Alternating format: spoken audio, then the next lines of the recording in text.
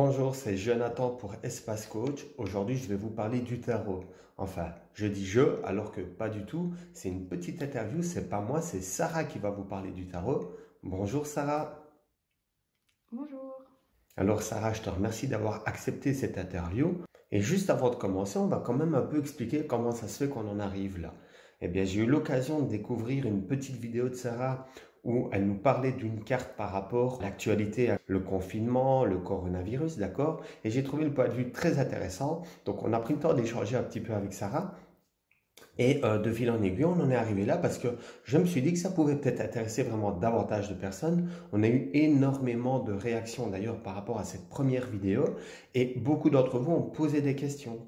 Alors on s'est dit que le mieux, ce serait peut-être de mettre en place une interview pour reprendre un petit peu les questions qui ressortaient et vous permettre, à vous, comme à moi d'ailleurs, de découvrir ce sujet très passionnant. Alors voilà, je vous retrouve aujourd'hui pour vous parler du tarot, pour répondre à une petite série de questions, pour vous en apprendre un petit peu plus pour ceux qui ne connaissent pas. Alors Sarah, dis-nous, qu'est-ce que le tarot exactement? À quoi sert-il? Ce sont des cartes à jouer.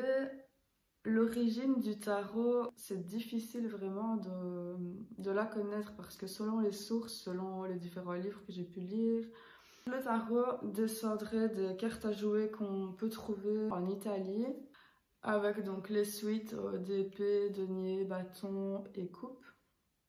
Le premier tarot avec les arcanes majeurs a été créé pour une famille noble en Italie, donc c'était la famille Visconti, en Lombardie. Et elle diffère un peu des arcanes majeures qu'on peut trouver aujourd'hui, mais ça reste quand même assez semblable dans l'ensemble. Voilà, pour le tarot de Marseille, j'ai pris pour référence ce que j'ai trouvé. C'est un livre que j'avais lu qui est vraiment super bien fait pour ceux qui ne connaissent pas et qui voudraient en savoir un petit peu plus. Il est super bien expliqué. Il y a vraiment toute une partie historique, toute une partie pratique et toutes les cartes sont détaillées avec le symbolisme. Et donc au niveau de l'historique, ici on nous dit, si nous voulions imaginer l'origine du tarot, il nous faudrait remonter au moins à l'an 1000. À cette époque, dans le sud de la France et en Espagne, on pouvait voir dans une saine paix, érigées à proximité les unes des autres, une église, une synagogue et une mosquée. Les trois religions se respectaient et les sages de chacune d'elles n'hésitaient pas à discuter et à s'enrichir au contact des membres des autres. Il est évident que dans les arcanes 2, 5, 13, 15, 20 et 21, on trouve l'influence du christianisme. Voilà, il y a aussi des références kabbalistiques sur certaines cartes. Dans certaines arcanes mineures, il y a des références à des symboles musulmans. Donc voilà, en gros, l'origine, c'est pas très bien défini. Et donc pour le tarot de Marseille, je pense qu'il y avait d'abord les arcanes majeures qui étaient utilisés comme outil de divination. Et ensuite, ça a été élargi avec les cartes à jouer qui sont venues compléter en fait ça. Et ça a donné le tarot de Marseille qu'on connaît aujourd'hui. Ça, c'est pour le tarot de Marseille. Ensuite, il y a d'autres jeux de tarot. Je ne vais pas tous les citer parce que je pense qu'il y en a vraiment une multitude. Je vais en citer juste deux, trois. Il y a le Rider-Waite Tarot qui fonctionne en fait un peu comme le tarot de Marseille. Il y a vraiment pas d'énormes différences, mais ça je vais vous l'expliquer plus tard. Ça a été créé plus tard. En fait, ça a été créé au fin 19e siècle, début du 20e siècle par Arthur Edward Waite et ça a été illustré par Pamela Colman Smith. Si j'écorche le nom, je suis désolée. Il faisait partie d'un ordre, un groupe occultiste, le Golden Dawn, dont Aleister Crowley faisait aussi partie. Donc ça c'est pour le Rider-Waite Tarot. Et alors pour le tarot de Thoth justement, c'est Aleister Crowley qui l'a créé par la suite. Et lui par contre, il me semble, il y a beaucoup de symbolisme, de symboles et de géométrie sacrée, de symbolisme égyptien, grec, chrétien, oriental. Mais par contre, lui, le tarot de Thoth, moi je le connais pas encore. je ne travaille pas avec et je sais qu'il est composé différemment. Il y a plus d'arcanes majeures. Enfin voilà, la structure en elle-même du tarot est différente du tarot de Marseille, du Rider-Waite tarot. Ça c'est pour qu'est-ce que le tarot et un peu la partie histoire. Après l'utilisation qu'on en fait. Donc de base, et c'est toujours le cas à l'heure actuelle, ça peut être utilisé comme outil divinatoire. Ça peut aussi servir de support dans un travail qui est plutôt de l'ordre du développement personnel, du développement spirituel aussi. Ça peut servir de support dans plein de milieux. Je pense aussi qu'il y a certains psychologues, psychothérapeutes qui travaillent avec le tarot. Parce qu'en gros, dans le jeu de tarot, vous avez quand même pas mal d'archétypes qui vont refléter des aspects de notre personnalité.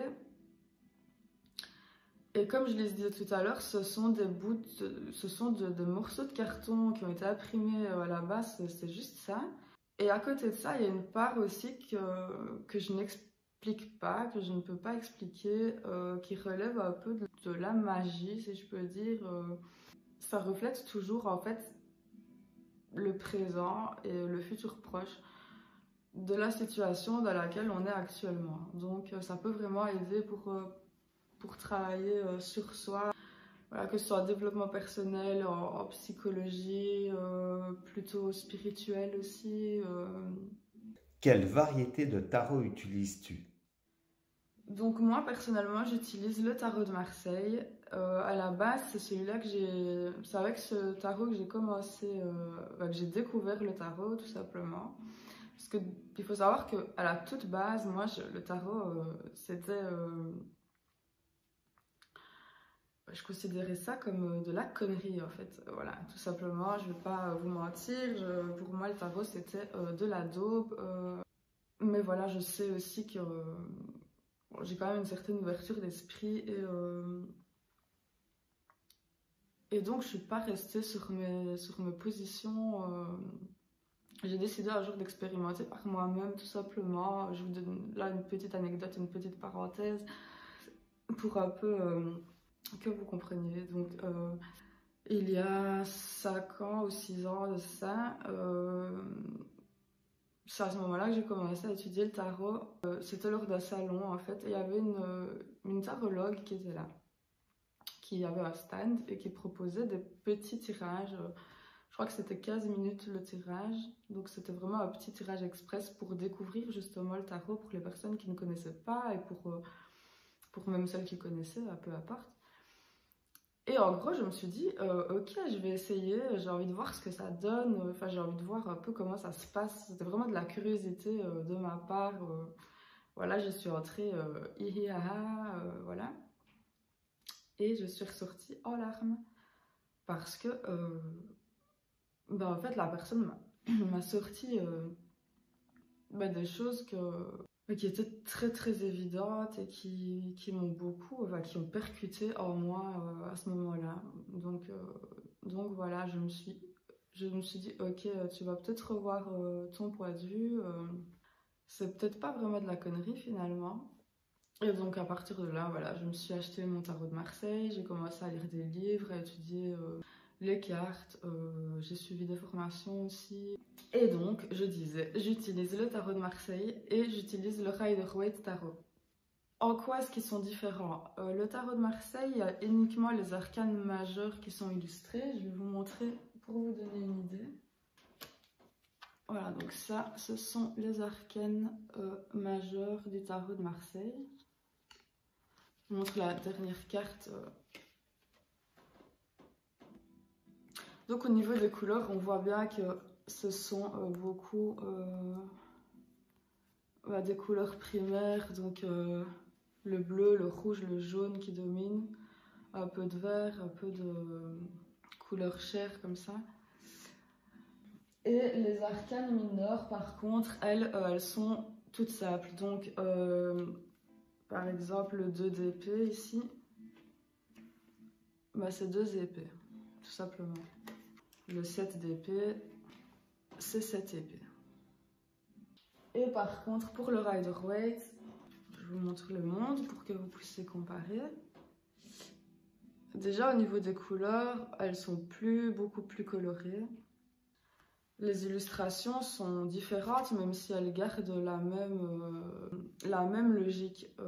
La différence qu'il y a aussi au niveau du tarot de Marseille et du Rider-Waite tarot, c'est que les cartes 8 et 11 sont inversées. Donc dans le Rider-Waite, si je dis pas de bêtises, je ne dis pas de bêtises, voilà, la force c'est la numéro 8 et la justice c'est la numéro 11. Et dans le tarot de Marseille, c'est l'inverse. C'est la seule différence au niveau de la numérologie, au niveau de l'ordre des cartes. Autrement, c'est tout pareil. On a la même série, les mêmes familles, les bâtons, les coupes, les épées et les deniers. Mais par contre, dans le Rider-Waite, elles sont beaucoup plus illustrées. Donc par exemple ici, pour reprendre les épées, le 2 d'épée, il est illustré comme ceci. Et le 7 d'épée, il est illustré comme ceci. Donc, je veux dire, moi, pendant des années, j'ai utilisé le tarot de Marseille. J'ai beaucoup appris, comme je vous dis, par les livres, par des formations, etc. Même s'il y a quand même toujours un côté intuitif là-dedans, il faut se le dire. Mais c'est vrai que si j'avais commencé par le tarot Rider-Waite, honnêtement, c'est plus simple dans le sens où c'est plus intuitif. Vous voyez, vous avez quand même des illustrations qui sont plus claires et qui peuvent vous amener à comprendre un peu plus facilement le sens des cartes. Après, comme je vous dis, moi j'utilise ces systèmes de tarot-là parce que du coup j'ai d'autres jeux de tarot mais qui sont toujours tirés du système tarot de Marseille et du système Rider-Waite. Ça veut dire qu'il y a toujours 22 arcanes majeures et 56 arcanes mineures. Toujours les mêmes familles, mais après, voilà, au niveau des illustrations, c'est différent. Au niveau, voilà, tout dépend de... Je n'ai pas ici, non. J'ai par exemple le tarot égyptien. Voilà, c'est dessiné comme sur des papyrus. Les illustrations sont toutes... c'est vraiment du symbolisme égyptien. On y retrouve des dieux, etc., etc. Et ce sont toujours les mêmes familles qui sont là. C'est juste l'illustration qui est différente. Combien de cartes y a-t-il dans un tarot? Voilà, comme je l'ai dit, dans un tarot, il y a 78 cartes en tout. Toujours. Toujours dans ce système de tarot en tout cas. Et pour la plupart, c'est le cas. J'ai déjà entendu parler d'arcanes majeures, d'arcanes mineures, mais j'y connais pas plus. Tu veux bien nous en parler, s'il te plaît? 22 arcanes majeures et 56 arcanes mineures. Donc, si vous prenez un jeu de tarot et que... parce qu'il y a certains oracles, voilà, je voulais faire ici la différence entre tarot et oracle. Il y a certains oracles qui s'appellent tarot. Sur la boîte, il est écrit tarot de quelque chose. Mais en gros, vous allez peut-être avoir 30, 40 cartes. Non, ce ne sont pas des tarots. C'est pas pour ça que ces cartes sont mauvaises ou qu'on ne peut pas les utiliser. Mais on ne les utilisera pas de la même façon qu'un jeu de tarot. Et inversement, il y a certains tarots qui se disent oracles. Mais à partir du moment où vous avez 22 arcanes majeures et 56 mineures, c'est la base, c'est la structure du tarot. Quels sont leurs rôles, justement?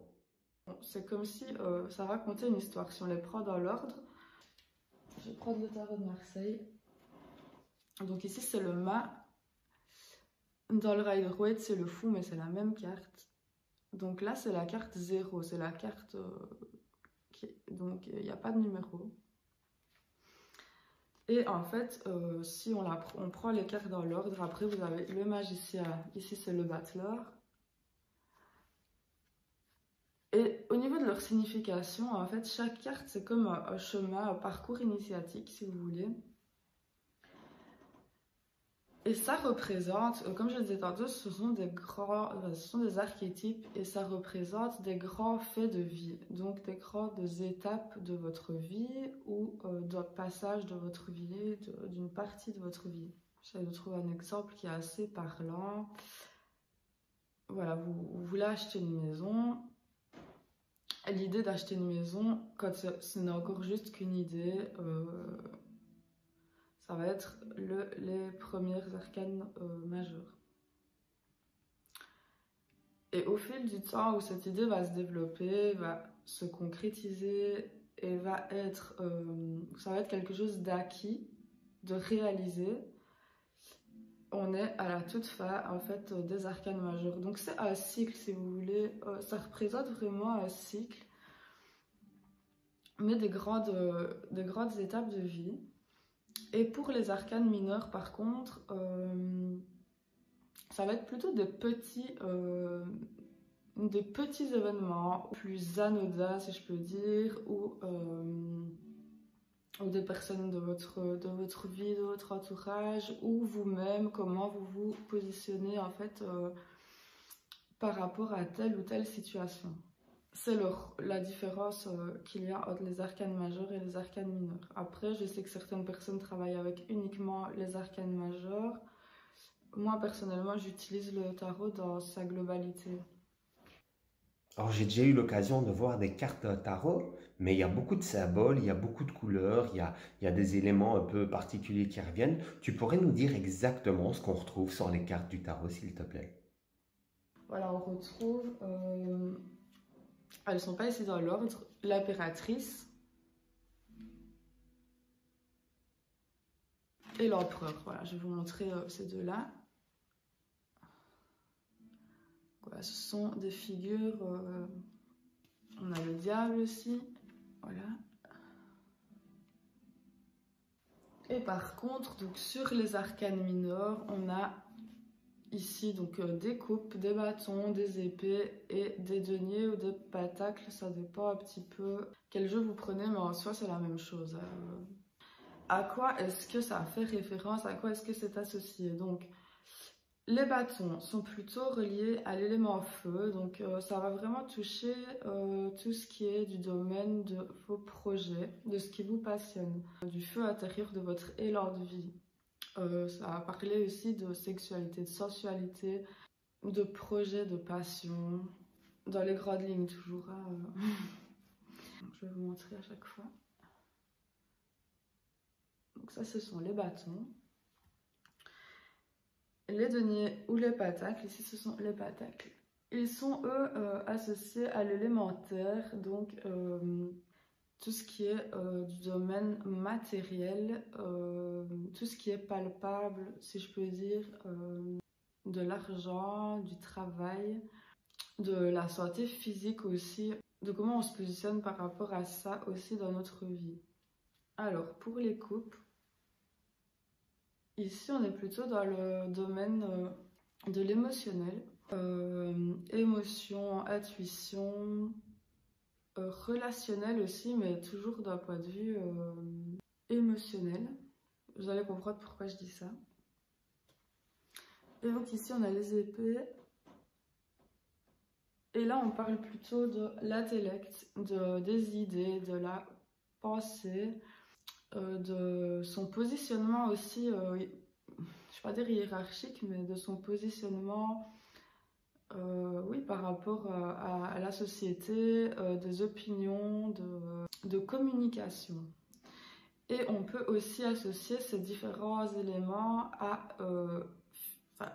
au point de vue physique. Donc, comme je vous l'ai dit, les deniers, c'est le domaine de la terre, donc ça va correspondre à nos jambes, à ce qui nous fait avancer dans la vie physiquement et au niveau matériel, si je peux dire, au niveau du travail, au niveau des finances, oui, au niveau aussi de la santé, donc physique. Et ça rejoint aussi un peu l'énergétique, mais bon, je ne vais pas m'élargir de trop ici, sinon ça va prendre des heures.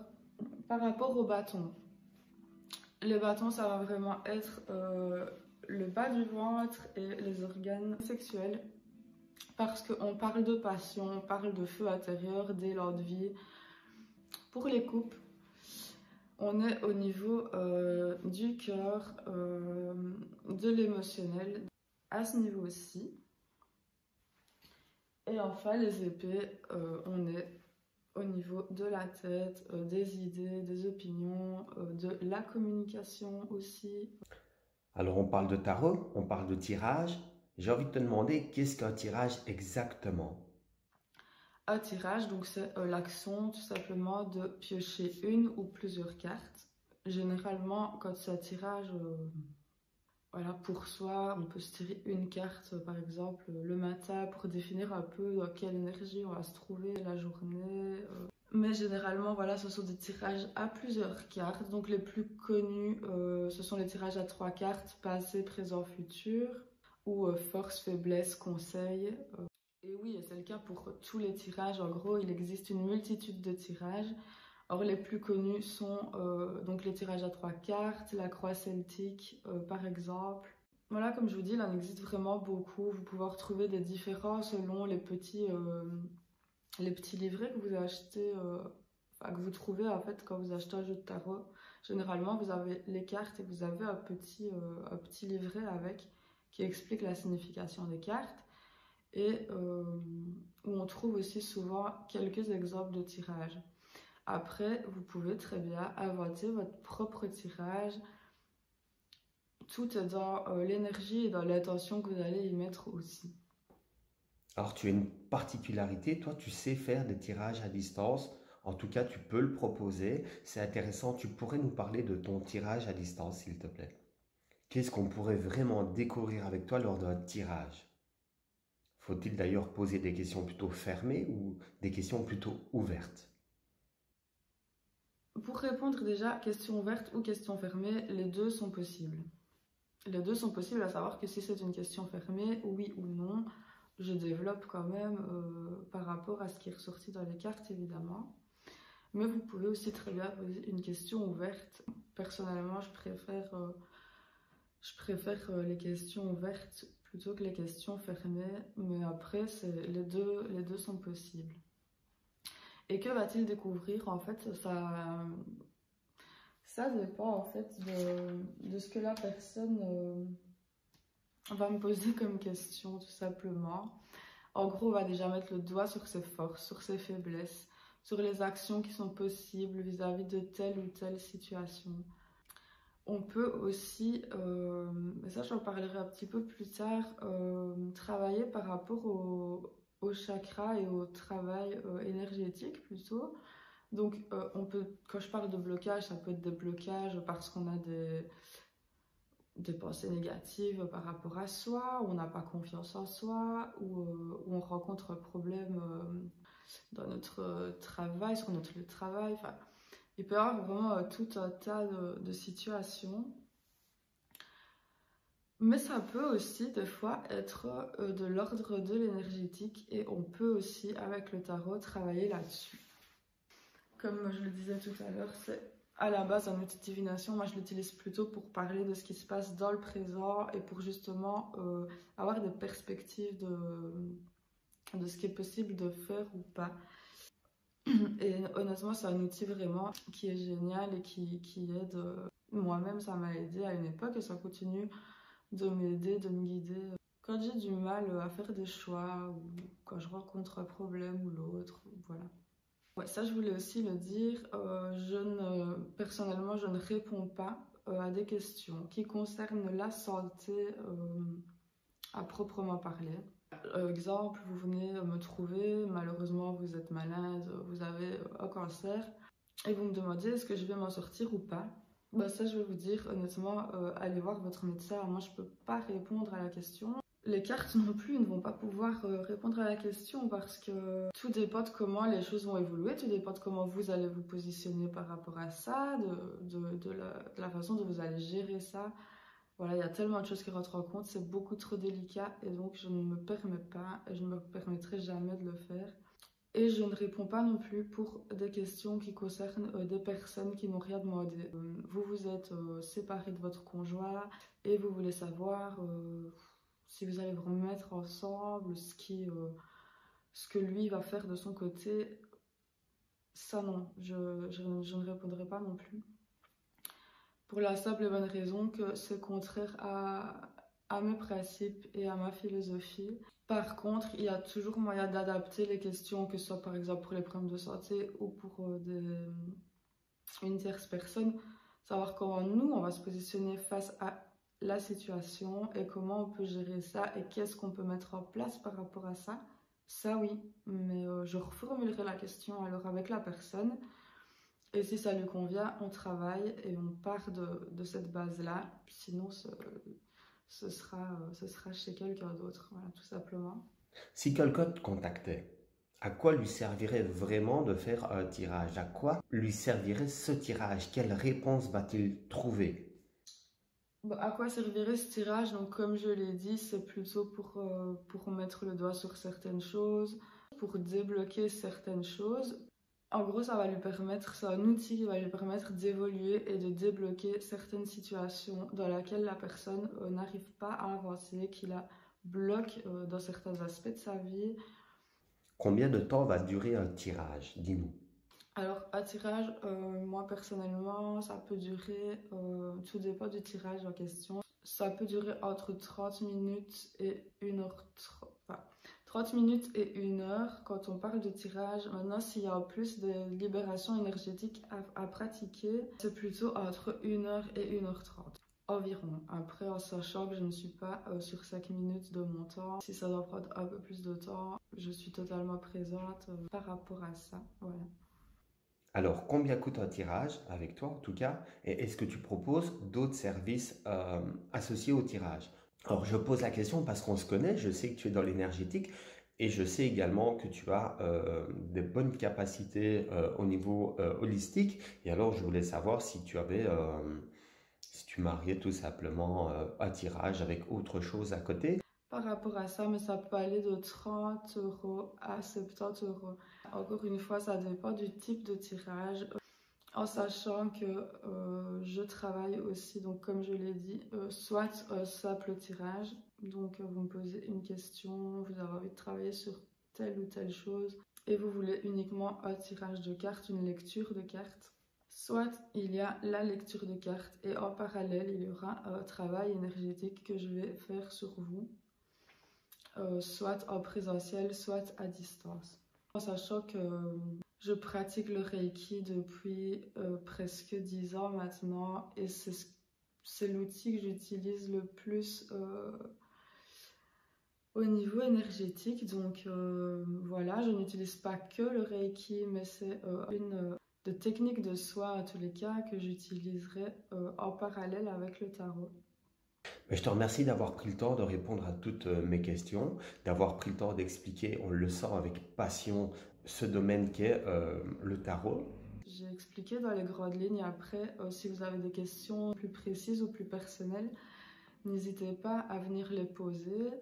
Si quelqu'un maintenant était intéressé de revenir vers toi pour un tirage, comment est-ce qu'on pourrait te joindre? Pour ce qui est des soins que je propose, je donnerai tous les détails à Jonathan, avec qui on a collaboré pour faire cette petite interview. Et voilà, j'espère que ça vous aura plu.